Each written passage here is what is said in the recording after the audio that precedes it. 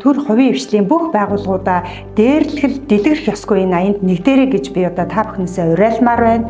Эцэг эхчүүдээ хүүхдүүдээ маш сайн сонсдог байгаасаа гэж. Таны анхаараагүй хорон болгоны цаана хүүхд чинь гомдол тээж ямар нэгэн асуудалд өртөх магадлал бий болоод байна. Эцэг эхчүүд та бүхэн маань хүүхдүүдтэй жоохон ч гэсэн анхаарлыг хандуулаарай гэж ингэж хэлмээр байна. Хүүхдүүдтэй хандаж хэлэхэд хүний амьдралд маш олон зүйл тохиолддог.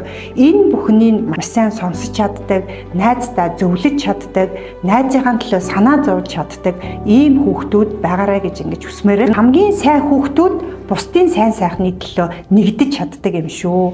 Таны инээж яагаад хэлсэн нэг үг чинь бусдын ойлгох шалтгаан битгий болоосай. Хамгийн сул дорой хүн бусдыг доромжилдог. Хамгийн сул дорой хүн бусдад өс хонзон сандаг.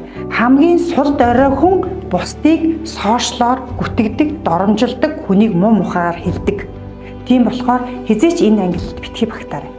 Бид нар илүү багангийн хүүхдүүдээсээ эхлээд тэг сургах замаар ахлагангийн хүүхдүүдтэй ойлгуулах, эцэг эхчүүдэд ухамсарал болох. Багш нарыгаа болохоор тэднэрт одоо дэмжлэг үзүүлэх замаар бид энэ дэлгэрэх ёсгүй аянд бол илүү ингэж хамтдаа л оролцохыг сургуулаараа хичээж байгаа. Тэгэхээр ер нь бол дээрлэхэлд дэлгэрэх ёсгүй. Тийм учраас ер нь би энийгээ альж насны хүмүүс битгий дээрлэж байгаарай гэдгийг уриалмаар байна.